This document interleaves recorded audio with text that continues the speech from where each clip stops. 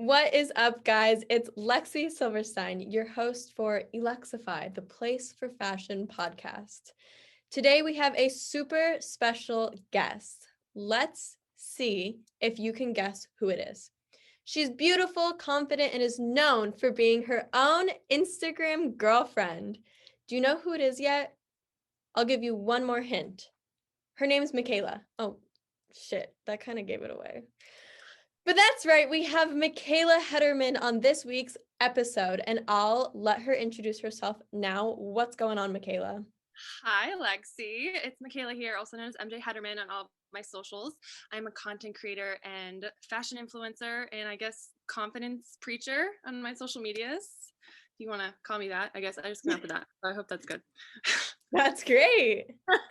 Well, thank you so much for being on with us today. I'm super excited to have you.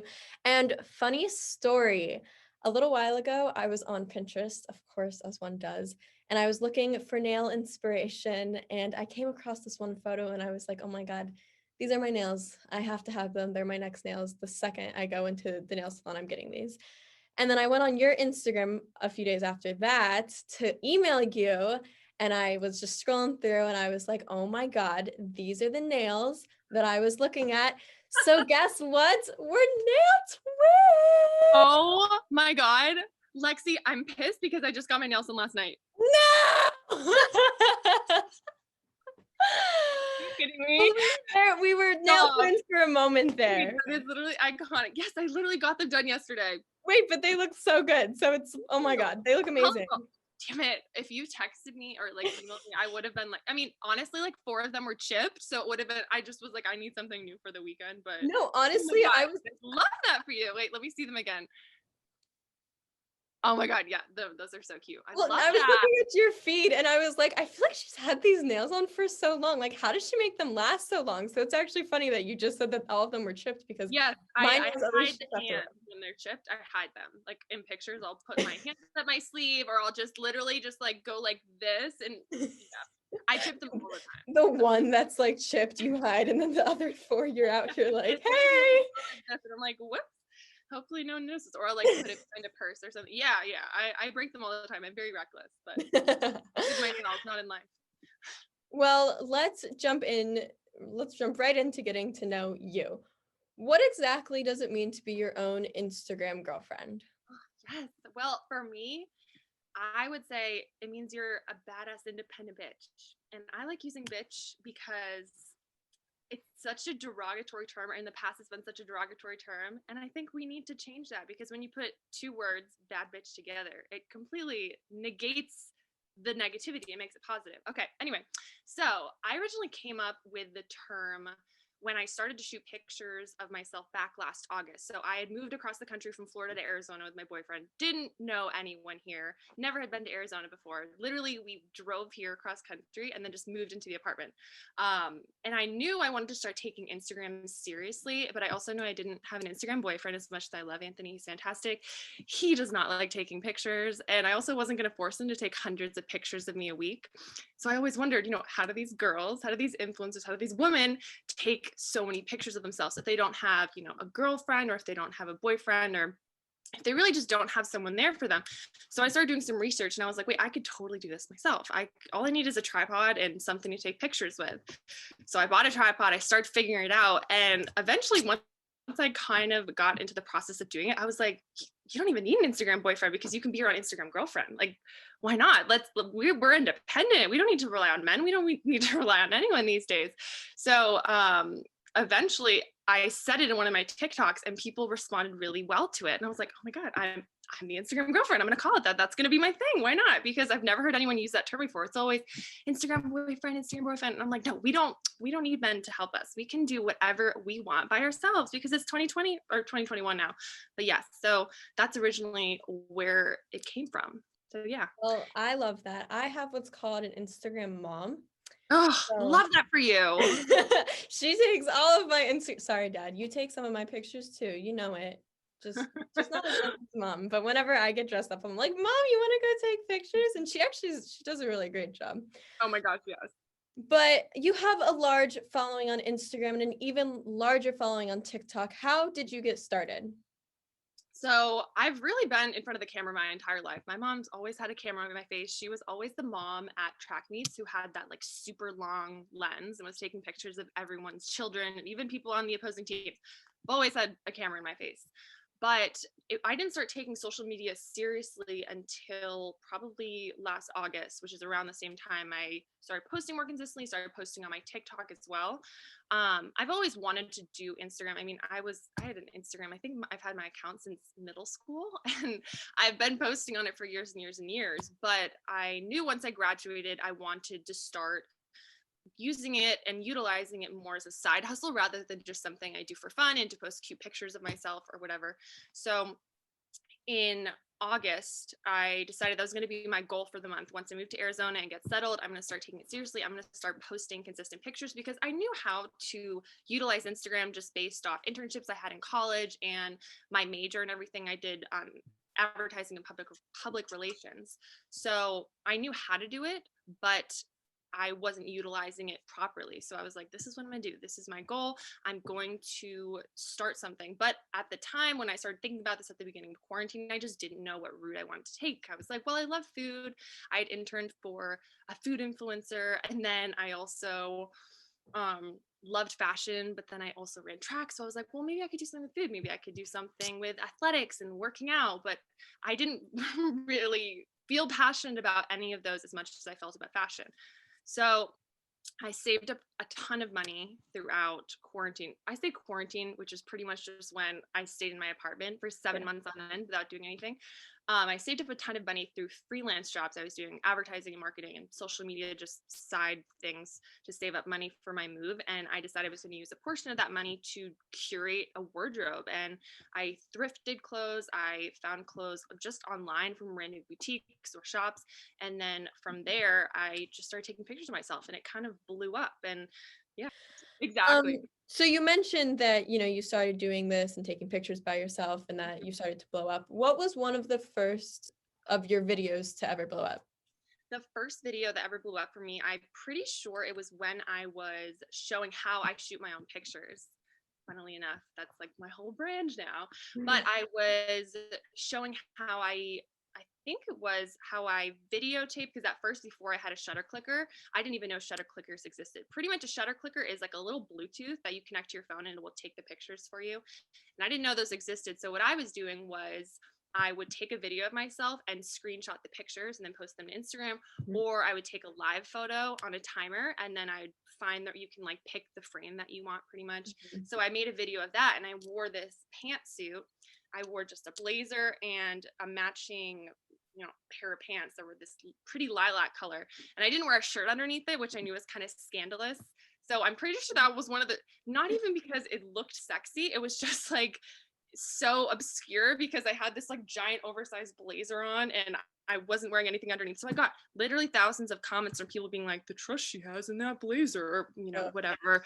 I feel like something's going to slip out. I was like, you realize I edit all of these videos. But that was my first video that blew up. I remember I still remember because I think I only had maybe 13 followers on TikTok at the time. And the video hit 100 likes. And I didn't think anything was going to come of it. I was just like, oh, this is how I shoot my own Instagram content, with my tripod. And I screenshot the videos and I post them on Instagram, whatever. I remember I got 100 likes and I ran to my boyfriend Anthony's room. I was like, oh my God, my video got 100 likes. 100 people know I exist. This is so cool. It's happening. I know. I was like, it's happening. And I didn't think anything would come of it. I was like, okay, cool, 100 likes, whatever. I woke up the next morning and it had almost 1 million views. And I was like, I literally, the thought of 1 million people knowing I exist was like traumatizing. I was like, this is it. I was like, this is weird. This is so weird.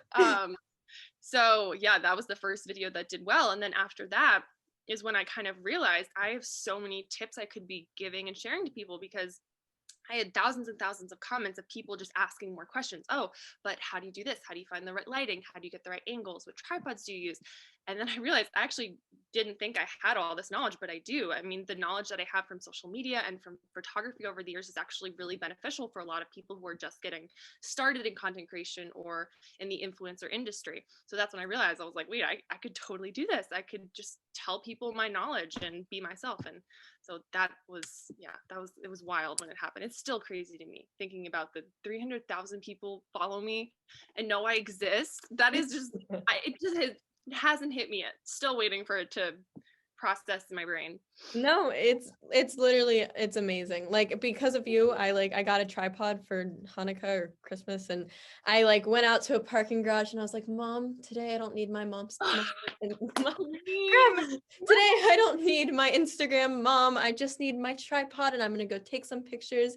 And it definitely like took a little Yes. time to kind of like get going, but like because of you, like I had that inspiration, I had that need to go out and do it. So how did it feel when that first video like started to blow up? Um, it was it was weird. I mean, I feel like anytime video or a picture does well on social media, you get this sense of euphoria for like a day or two. You're like, oh my God, this boosted serotonin. This is amazing.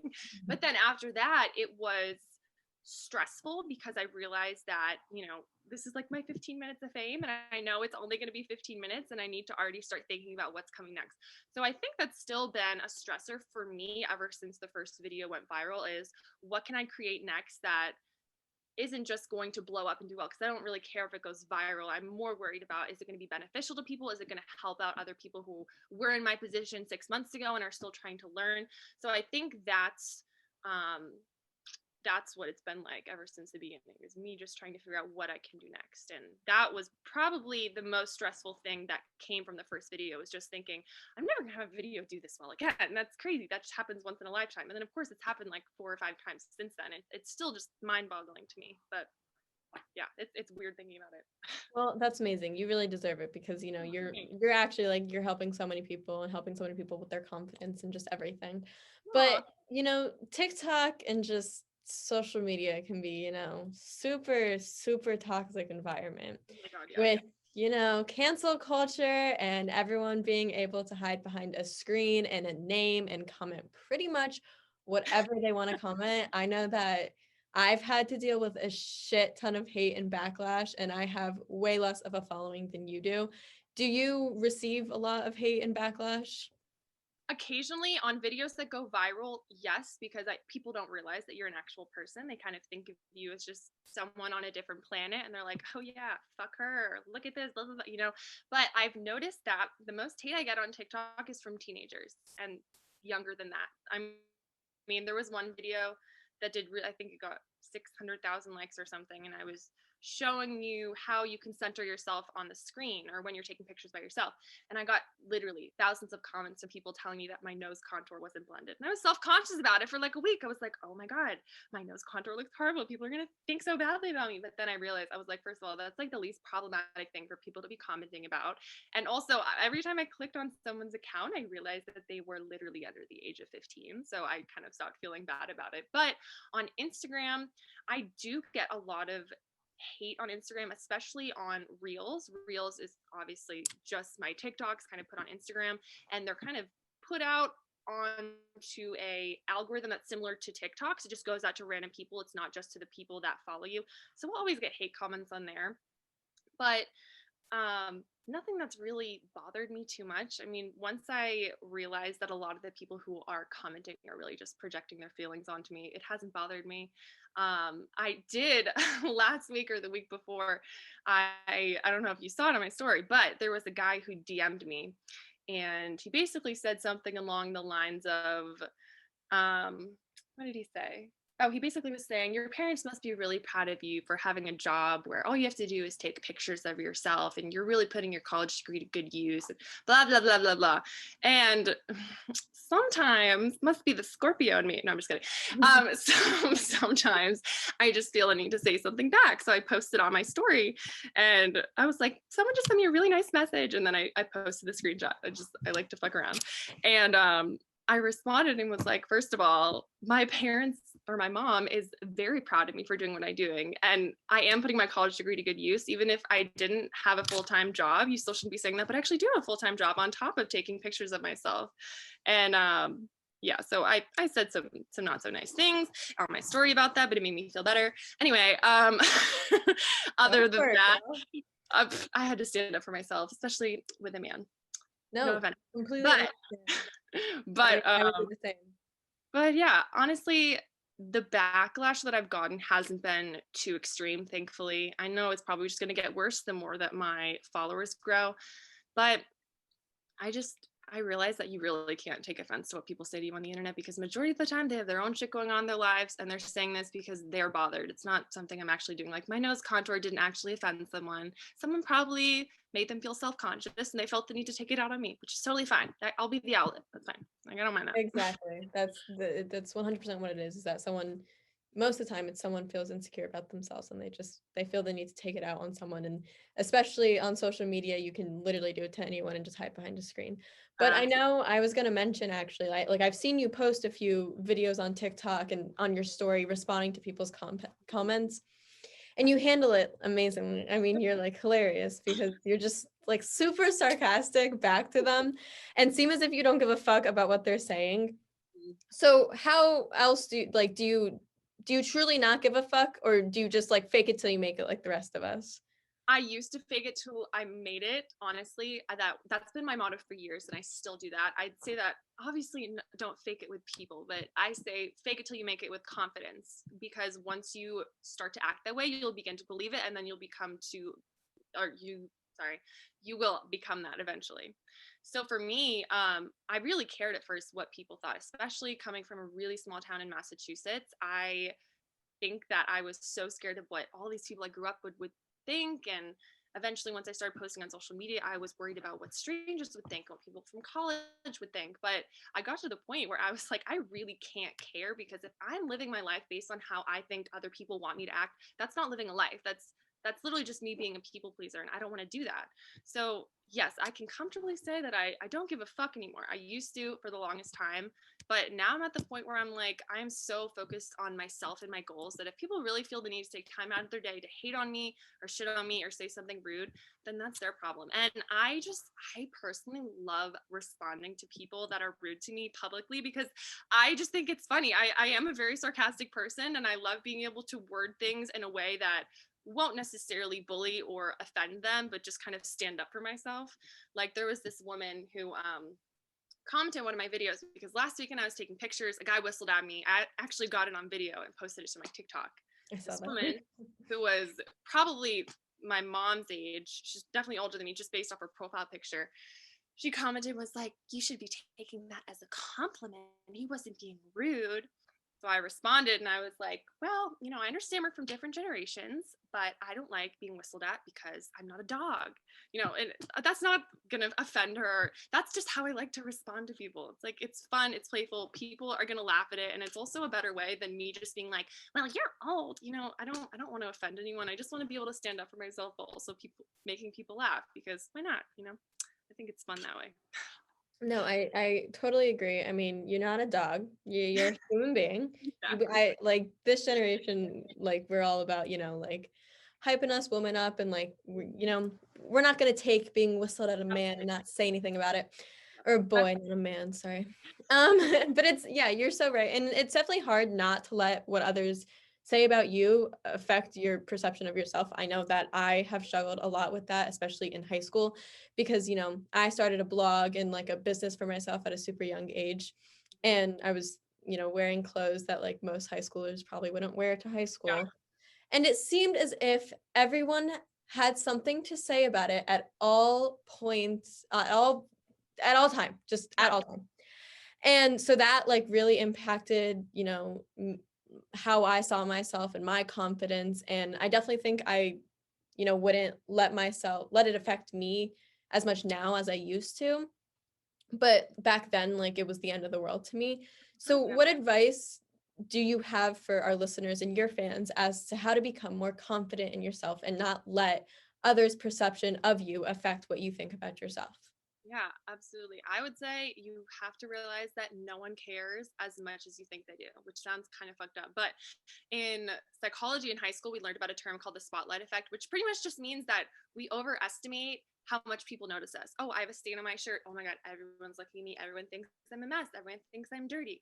In reality, every single person thinks that way. Everyone's worried about how other people perceive them. And once you realize that, you're kind of like, oh, wait, why should I be thinking this way when everyone else does? There's no reason for me to be worrying about if my nose contour is messed up, or if you can see through my shirt or something. You know what I mean? There's so many different things that other people are already worrying about. And once you realize that everyone is so caught up in their own head and their own life, you realize there's nothing to be self-conscious of. I mean, everyone deals with flaws and insecurities and self-confidence in some way, shape, or form. And once you stop caring what other people think, it's just truly liberating. I mean, I don't feel the need to hide or hinder who I am because I just stopped caring what people thought. I mean, obviously that took me years. This wasn't something that just happened overnight. And I think it really helped, honestly, just being on social media. And once I learned that people actually liked me for me and they were like, wow, we actually look up to you, then I was like, I shouldn't be worrying about what other people think or how they perceive me, because if I'm helping someone, if I'm helping someone's life or doing something that makes someone else smile, then that's all I care about. I'm not going to worry about what so-and-so from high school thinks or what so-and-so from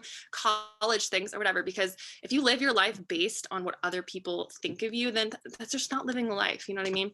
So it definitely took me a while to realize that. I can comfortably say that I don't think I was 100% confident and secure with myself. I mean, I'm still not 100%, I'm getting there, but more than halfway, I'd say, was probably not until like this past fall.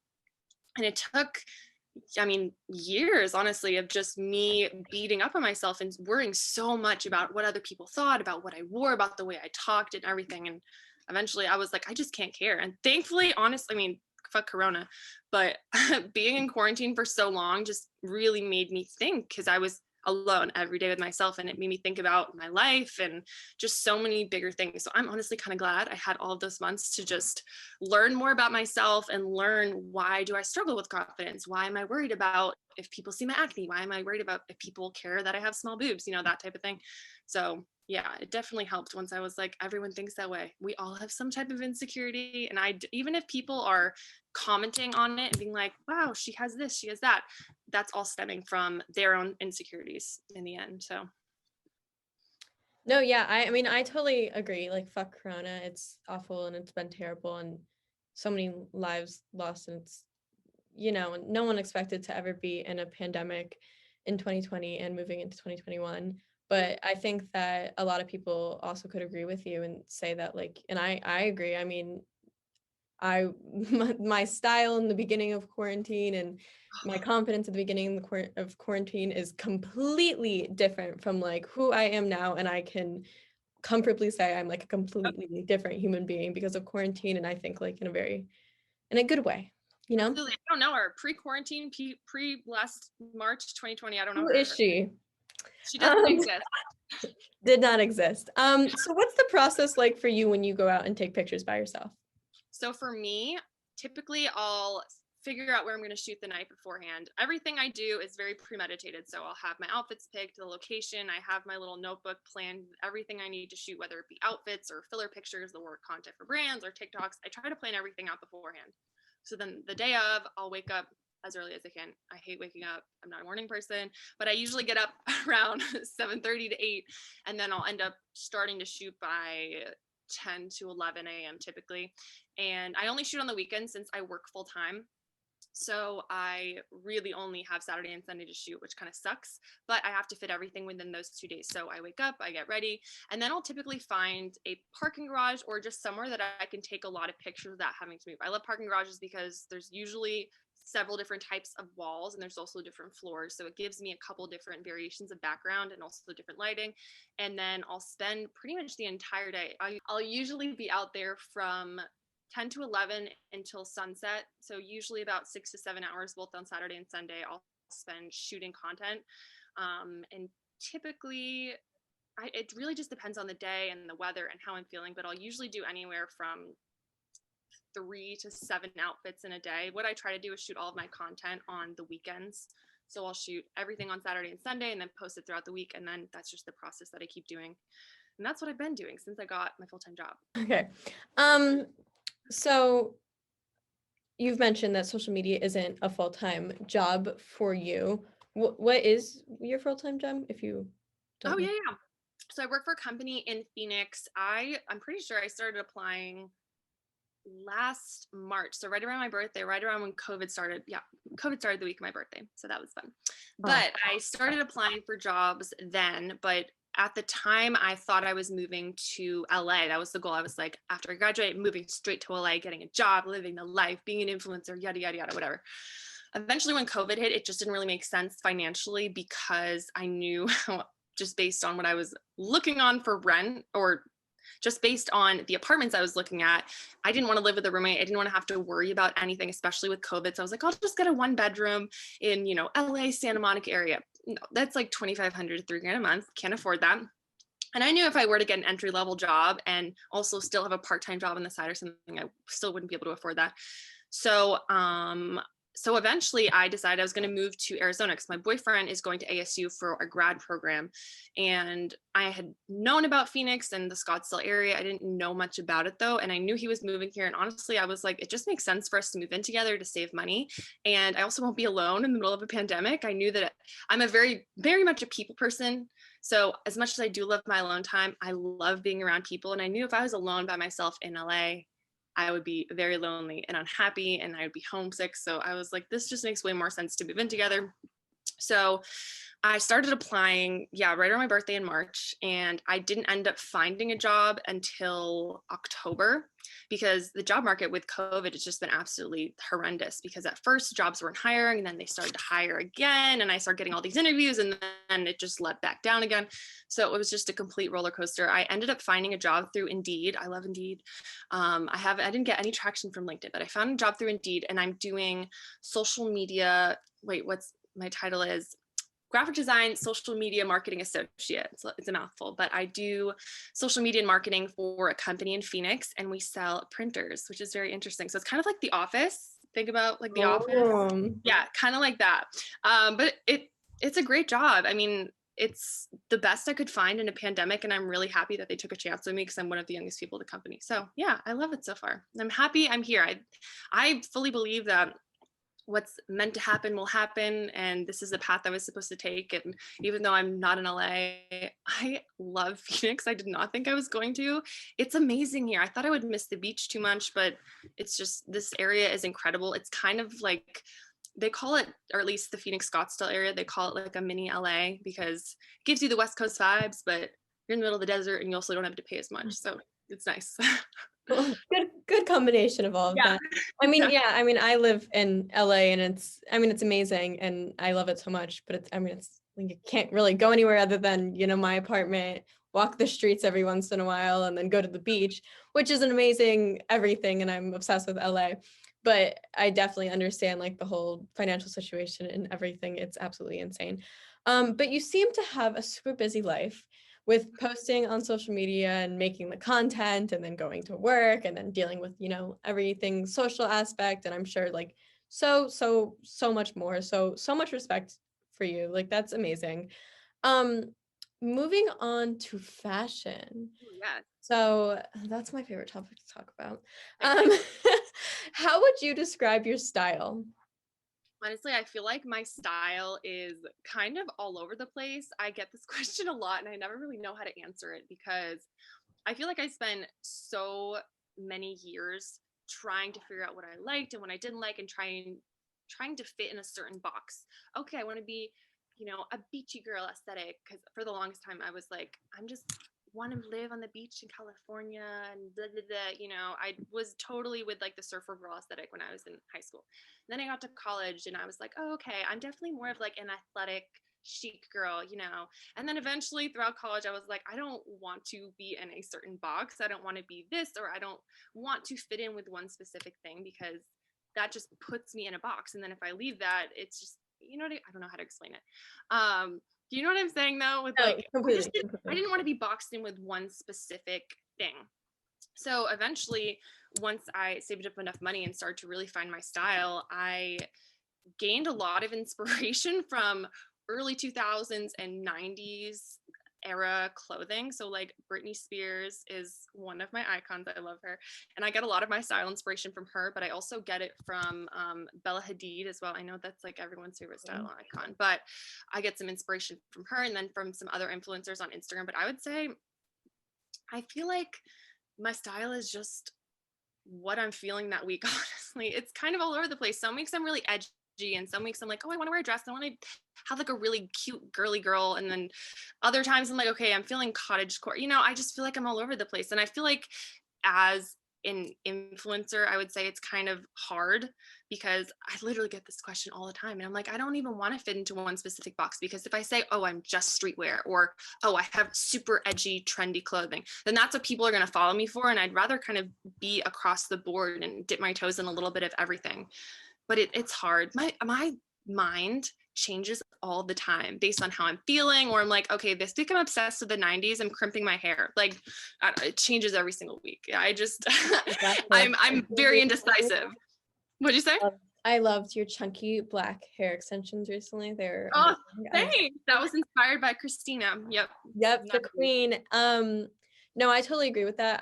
There was that sound on TikTok that was going around where it's like, you talking about this aesthetic, or like what about this, or like what about this? And I'm like, yeah, same. And I'm like, I could literally go from like wearing the most colorful and pink and out there outfits to like wearing fishnet black leggings with black leather everything, and just exactly like here and there, and like it's all over the place.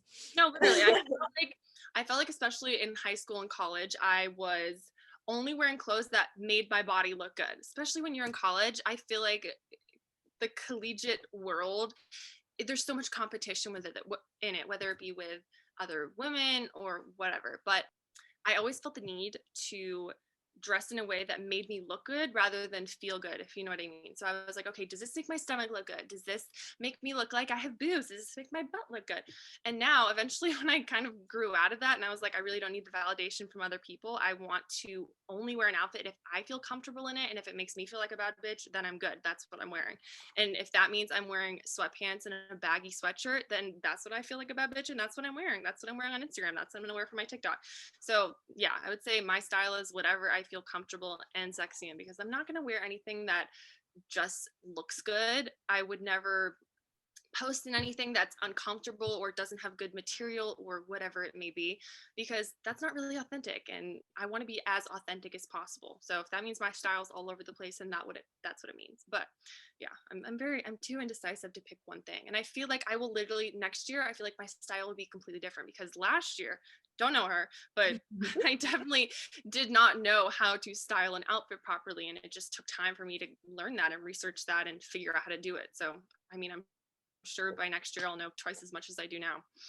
Well, that's the thing that I love so much about fashion, is like, it's not just clothes, it's like a representation of yourself. And just because, that one day I'm wearing this outfit and the next day I'm wearing this outfit, like, it just says like, oh, that's what's going on with me that day, or like, that's what I feel most comfortable with, or this is how I represent myself this day, and that's how I represent myself the next day. It's like, fashion's not just clothes, it's a way of expression, and I really love that, and that's, why I chose to study it. I remember watching one of your TikToks where you were talking about wearing whatever the fuck you want in 2021 and not worrying about like certain trends going out of style or into style, because if you like it, you should wear it. That TikTok actually helped me to launch a whole series on my blog where I talk about controversial trends. So quick, self promo, go check that out at www.eLEXYfy.com. That's www.eLEXYfy.com. So basically what I qualify as a controversial trend is something that like not a lot of people like. In fact, like a lot of people hate it. Because I think that like if not a lot of people are wearing it, or if not a lot of people like it, then like they're not going to be wearing it. So you'll stand out amongst the crowd. So for example, there's knee-high Converse and black chunky hair extensions and big platform shoes and so on and so on. But why not wear it if it looks cute and if you like it? So with that, I know you mentioned Britney and Bella Hadid, but is there anyone that you look specifically for like certain style advice or inspiration? Do you have any like style icons that you would say represent your style the most, or do you just wear whatever you want to wear? Yeah, I would say I kind of just wear whatever I feel comfortable in. I feel like there's probably over 100 influencers photos that I have saved in a folder on my phone, because I find new people every single week, whether it be on TikTok or Instagram or Pinterest or whatever. I actually found this one girl on Pinterest a month or two ago. Her name is Was Good. It's WUZ and then good. And she just has this really beautiful, colorfully curated street style look. And I've been absolutely obsessed with it. I feel like for the past 2 months, my outfits have been very dark tones. I've been wearing a lot of darker blues and blacks. And then I found her account and I was like, okay, why am I posting so many dark colors? I'm obsessed with color. I love colorful things. I'm very attracted to color, but a lot of my closet is black clothes. So that's what I was wearing. So once I saw that, I was like, this is it. I'm posting more color on my feed. So she inspired me too. And I totally agree. I'm like obsessed with colorful fashion. Mhm. I would always wear like whites and grays and blacks, and there's nothing wrong with that. I still love Yeah. my whites and my grays and my blacks. But like recently I've been like, you know what? I'm just gonna wear blue with pink and green because Exactly. why not? No, literally. So when I originally started, back in August, when I started taking Instagram more seriously, I really wanted to start caring more about how my feed looked, because before it was more just if I have a picture, I'm posting it. And so when I started, I was like, I want my feed to be very curated. If I don't know if you know them, they're based out of Scottsdale. They're called the Mayfair Group. Mhm. Yeah, so their Instagram feed, they're like a PR advertising agency, I believe, but their Instagram feed is kind of based in color. So they'll do 16 pictures or 18 pictures of blue, and then they'll do all red, and then they'll do all green. And I was really inspired by that. And I was like, wait, I could totally do that on my feed. So then I started doing that. And I think I started out with green. And after a week, I was like, this is the most stressful thing I've ever done in my life. Oh my God, I was miserable. And I kept it up for a couple months because my feed looked really good. I was like, okay, all pink clothing and then green, and then I did blue. And then eventually I went home in October to Massachusetts. That was the first time I'd been home in months. And I was like, okay, this is way too hard to keep up with. So I was like, okay, I'll just post pictures in black clothing. That's it. I'm just going to do black because that always matches and black will look super seamless and good on my feed. And then eventually I got to the point when I came back to Arizona and I was like, I can't keep doing this anymore. There's no point of trying to have this perfectly curated feed of color, even though it looks amazing. It's just not sustainable and it's so stressful. And then I found the Was Good account and I was like, I miss wearing color. I mean, I love wearing color, but recently I'd only been wearing black. So then I was like, fuck it. I'm as long as my feed looks somewhat good, it does not need to be color coordinated, because honestly, my life is not perfect and neither is my Instagram feed. And I don't want my Instagram feed to look, like it's the most perfectly curated thing in the world, because life isn't perfect and I'm not, and my life isn't. So that's why I've kind of stemmed away from having this perfect feed to what I have now, which is kind of whatever. It's not whatever. It's curated, but it's not as all over the place as it used to be, for sure. No, yeah, I mean, I have probably changed up my Instagram feed like 50,000, 100 times. You know, I've had Instagram since elementary school. Oh my God. Oh But probably like really like 5th grade. I mean, later on. But I remember my very first post, get ready for this. my God. It was a selfie of me doing a duck face, and the caption was #duckface. But It's iconic. amazing photo. I mean, totally would repost it today. It's just so good. But no, I have definitely changed my feed about 1,000 times. I used to like back in middle school, that's like when I started my blog and everything. So I like really jumped into, Instagram and social media then. But I like was trying to do this whole white feed and I would just only wear white clothes. And I was like, that's so unrealistic. Like, I'm sorry. Like, it looks great. Like, I love it, but like, it's so unrealistic. And then I changed it again and I was like, okay, I'm gonna do this now and then this now. And then I moved into presets and I like the way the presets look, Mhm. but they just weren't for me. Like, I just didn't like that. I felt like it was too fake and I don't know. I feel like this probably isn't true at all. And I'm not trying to like sound rude in any way, but when I see presets, I just feel like it's like I can't relate as well. Like I Yes, want to I relate that like you're completely not agree. perfect and like your feed's not always going to look perfect, and like you said, like my life's not perfect. I am not a perfect human being, and I want my feed and my Instagram to like show that, because it's not always going to be perfect. So then I moved on, and I actually moved on recently from presets, and now my, you know, Instagram's whatever it is currently. Yeah, no, trust me, I was a preset girl for a while. That's all I did. All in high school, I was obsessed with Visco. So every single Yep. Visco picture for like I think it was into college, was probably like 4, 5, 6 years. I was using the same VSCO preset on every single picture. And then I found Lightroom and I was like, oh my God. So then I bought Lightroom presets and then they just looked like absolute shit. And then eventually, once I really started to figure out my Instagram, I was like, if I'm posting every single day, I can't spend 2 hours editing a single picture. It's just not really sustainable. So now I'm at the point where all I try and do for my pictures is find really, really good lighting. So, and if I have good lighting in a picture, then I don't have to edit it as much. I'll just, tweak the colors here and there. But that's all I've been doing recently. And it's so much less stressful. Same. My process is like, I'll like go through all the pictures I took. I'll like favorite the ones I like. And then I literally go to Lightroom and I just press auto. And then I'm like, yeah, that's good. Why not? Yep. That's good enough. Yep. Sure. Okay. Honestly, but anyways, what are your favorite stores to shop at? Ooh, that's a good question. My favorite is probably thrift shopping. I love Salvation Army and Goodwill. More than half of my closet is thrift shop because I've been thrift shopping since probably middle school or before that. My mom's always taking me thrift shopping. That's where I've got most of my clothes from. But other than that, I'm trying to think. I love Nasty Gal. I've always loved Nasty Gal ever since I posted a picture a few months ago because the first outfit I ever bought from Nasty Gal, I was like 15 or 16. It was for a cotillion dance. So Nasty Gal actually ended up reaching out to me because a TikTok I created, I was wearing one of their shirts in it and it went viral. So they reached out to me a few weeks later.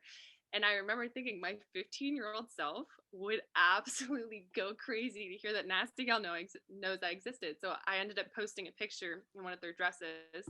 And I was like, me in 2020 versus me in 2014. And it was a picture from my cotillion wearing the dress. It's like, it's literally a terrible picture. I'm in my bedroom. I have these like ringlet doll curls and my room's an absolute mess. And you can see like my wall in the background was all these pictures printed out from Tumblr. Like it's so very 2014 or whatever year it was. But I'm trying to be more sustainable because I know that fast fashion obviously is a serious issue and it's one of the biggest contributors to pollution as well as like the meat industry or whatever. I think that's the other one. But I'm trying to stop buying as much fast fashion and thrift more, or I'm trying to make an attempt to work with brands that are more sustainable, but it's just so difficult. And also it's difficult just to buy from that because a lot of sustainable brands are much more expensive, which makes it difficult.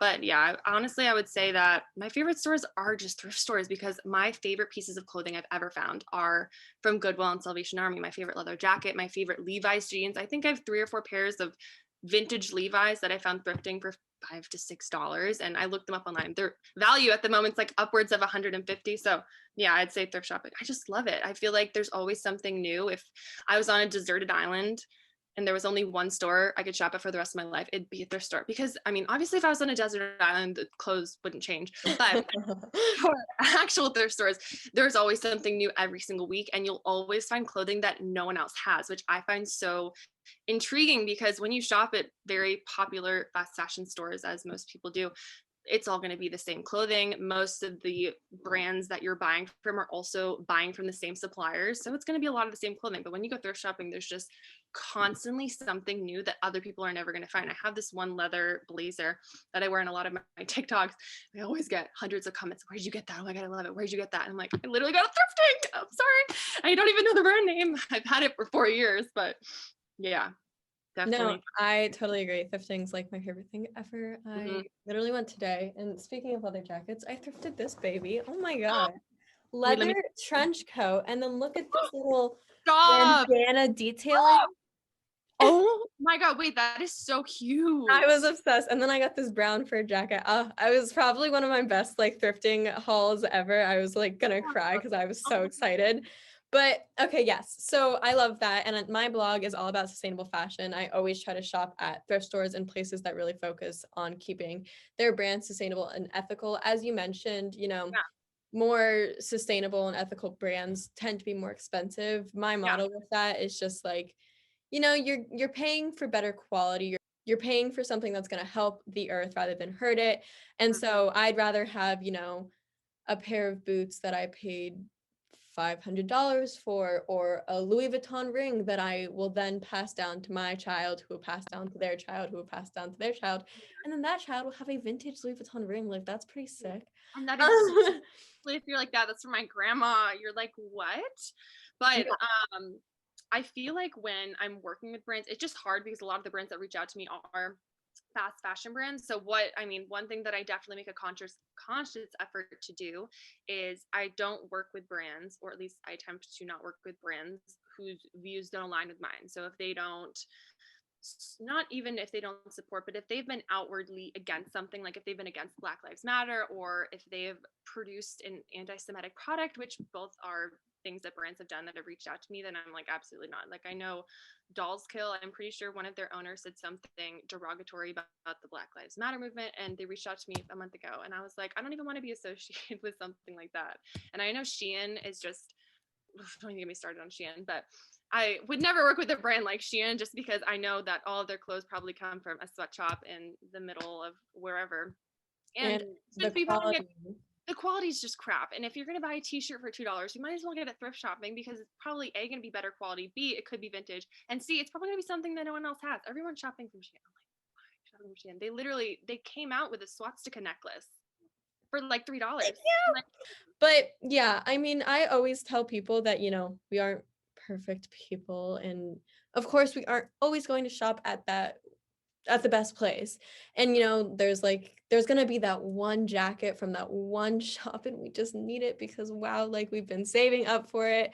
But that their morals don't always align with yours, but you're like, oh, but I've really been saving up for this jacket. So, I always say, it's fine if you don't 100% of the time shop sustainably and make the best decision all of the time, because we're not perfect and we're not going to do that.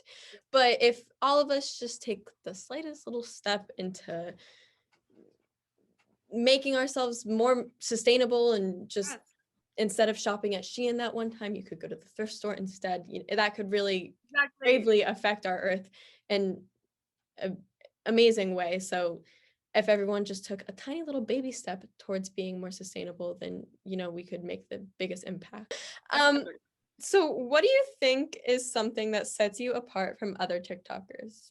Anyway, I don't want to be like, oh, I'm different than the other girls or I'm anything just so like that. quirky. I'm just like so quirky. No, I'm not gonna say that. But like, I don't even think, I don't want to say anything specific sets me apart, but I just try to be completely myself, 100% authentic to me. I want to be able to post something today and see it in 10 years and not absolutely cringe at it, even though a lot of TikTok is very cringy and very just kind of over the top, exaggerated.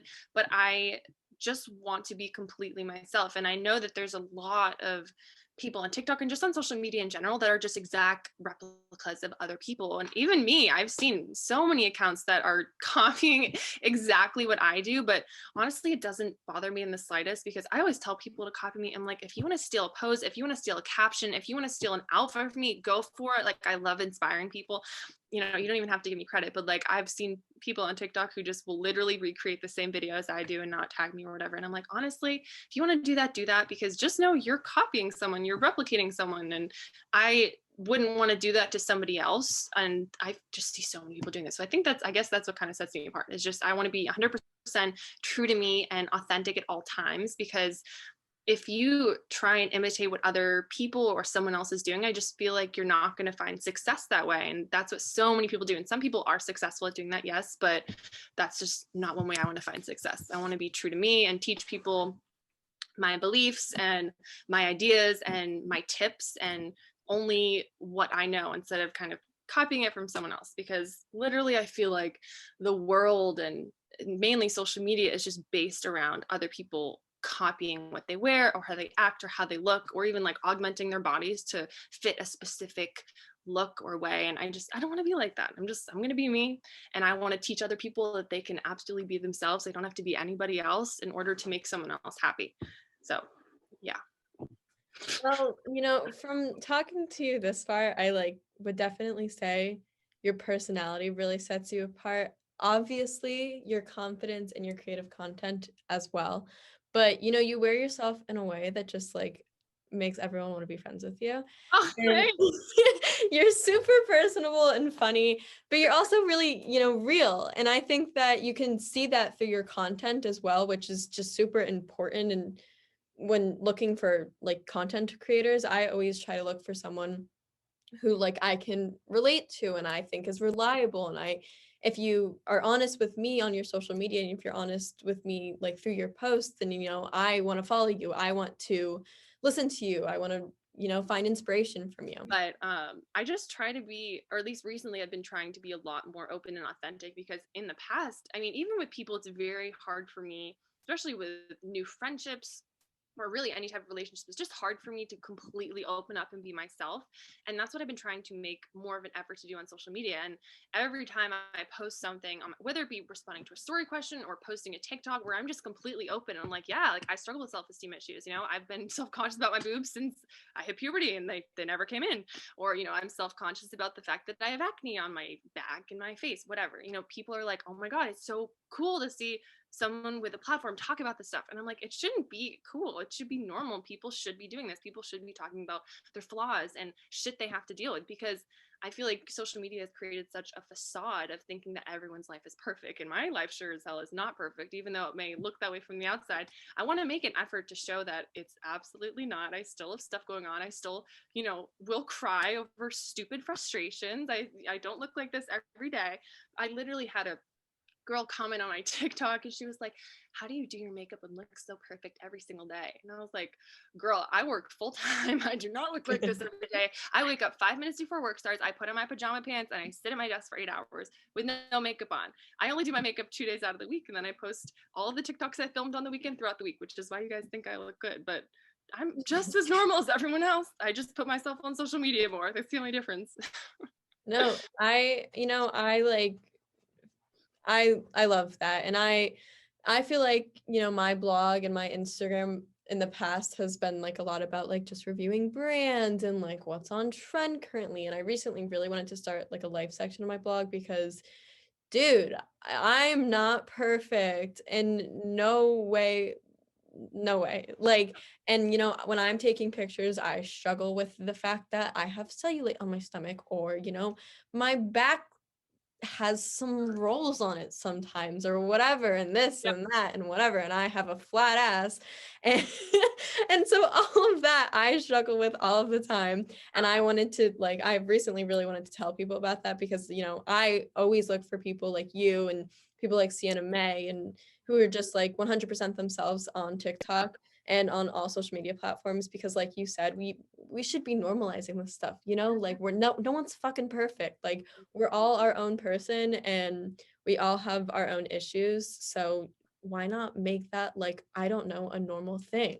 That's what I'm saying. And people love that. I've literally, especially for Sienna, for example, people love to see when people are just, or when other creators, influencers, whoever are just absolutely honest. I mean, I've gotten the biggest response from people, especially on Instagram, when I answer their questions truthfully. And I'm just like, yes, I still struggle with confidence. Yeah, I still am dealing with shit. I'm not this perfect Instagram influencer every single day. That's not my life.